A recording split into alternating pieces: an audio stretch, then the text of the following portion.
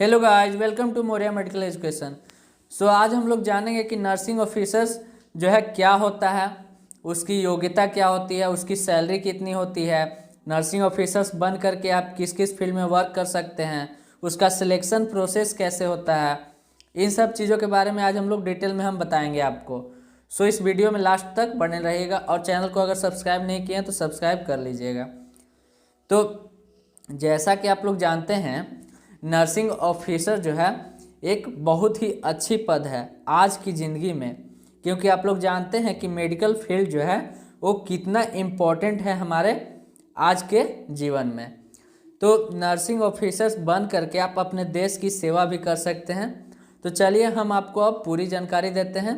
इस वीडियो के अंदर लास्ट तक आप बने रहिएगा ताकि आपको इसकी विषय के बारे में पूरी जानकारी मिल सके, तभी तो आप अपने करियर का चुनाव अच्छे से अच्छे कर पाएंगे। तो चलिए आज हम लोग जान लेते हैं नर्सिंग ऑफिसर्स के बारे में। दोस्तों, जो नर्सिंग ऑफिसर्स की जो पद है, पोस्ट है, ये मेडिकल फील्ड में, मेडिकल विभाग में, चिकित्सा विभाग में निकाली जाती है। तो इसके लिए जो भी नर्सिंग फील्ड से बिलोंग करते हैं वो इसके लिए अप्लाई कर सकते हैं। मतलब जो भी नर्सिंग फील्ड से स्टूडेंट बिलोंग करते हैं वही ओनली अप्लाई कर सकते हैं।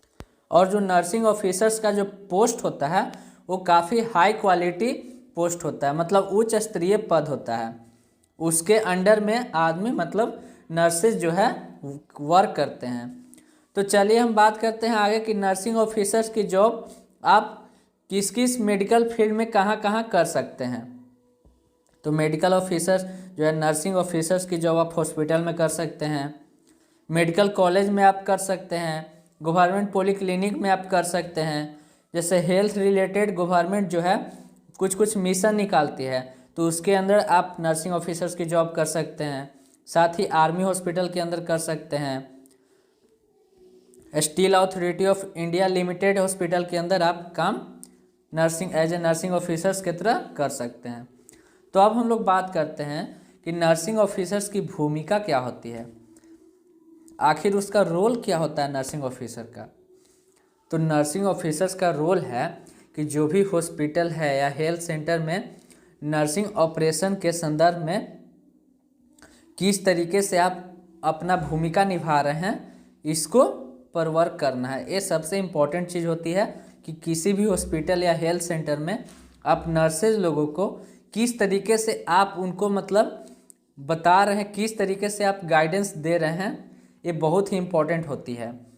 तो नर्सिंग ऑफिसर्स को ये सुनिश्चित करना होता है कि जो भी मतलब वहाँ पे चीफ मेडिकल ऑफिसर है, मेडिकल सुपरिटेंडेंट है, उन लोग जो भी आपको बोले आप उसको गंभीर रूप से लीजिए, और जो भी डिपार्टमेंट के जितने भी डिपार्टमेंट के नर्सिंग स्टाफ है उनको आपको ड्यूटी लगाना काम है, किस तरीके से मरीजों को देखभाल करना है, ये सब सुनिश्चित करना आपका काम है। क्योंकि आपके पास उतना स्किल्स होना चाहिए, नर्सिंग ऑफिसर्स बनने के लिए आपको उतना स्किल्स होना चाहिए, और साथ ही साथ नर्सिंग से रिलेटेड आपको जानकारी होनी चाहिए, तभी तो आप नर्सिंग स्टाफ को ड्यूटी लगा सकते हैं अलग अलग डिपार्टमेंट में कि हाँ यार इसने नर्सिंग स्टाफ को इसमें भेजेंगे तो वहाँ के डिपार्टमेंट के जो भी पेशेंट है उसको जल्दी से जल्दी हम लोग ठीक कर पाएंगे, अच्छे से अच्छे ट्रीटमेंट दे पाएंगे।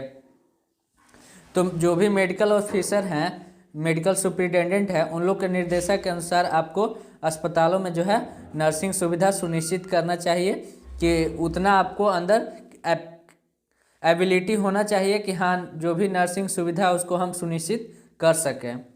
इसके बाद है कि नर्सिंग ऑफिसर के लिए क्या योग्यता होनी चाहिए, कितनी योग्यता होगी कि आप नर्सिंग ऑफिसर के लिए अप्लाई कर सकते हैं।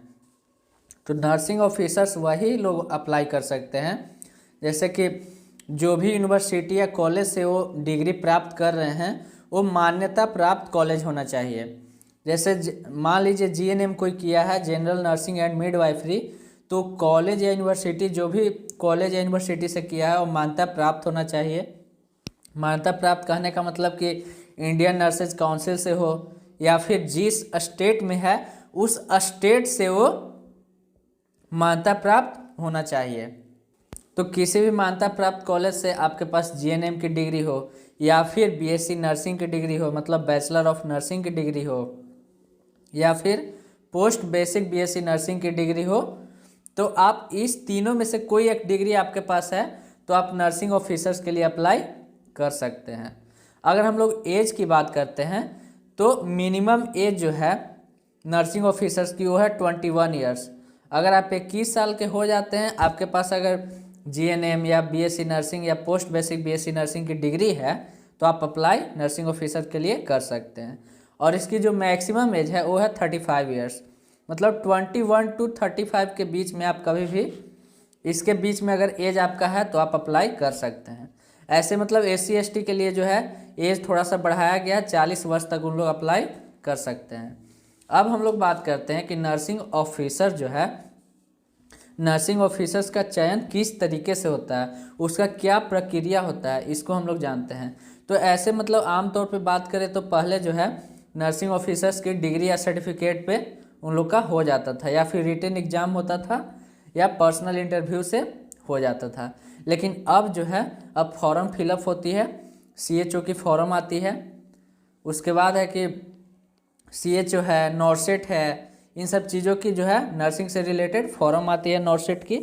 और इसके बाद आपका सीबीटी एग्ज़ाम होता है, मतलब कंप्यूटर बेस्ड टेस्ट होती है, उसमें जो पास होते हैं उन्हीं लोगों को नर्सिंग ऑफिसर्स का पद दिया जाता है। इसके बाद अगर हम लोग बात करें सैलरी की, तो जब से 7वां वेतन जब लागू हुई थी उसके बाद से इन लोग का सैलरी 45,000 से 1,42,000 के बीच सैलरी दी जाती है। वैसे थोड़ा बहुत डिफर हो सकती है, मतलब अलग अलग स्टेट में अपने अकॉर्डिंग सैलरी दिया जाता है। तो ऐसे मतलब माना गया है कि 45,000 से लेकर के 1,42,000 के बीच में नर्सिंग ऑफिसर्स की सैलरी दी जाती है। तो that's all about the nursing officers. So thank you guys, subscribe and share the channel. Have a good day.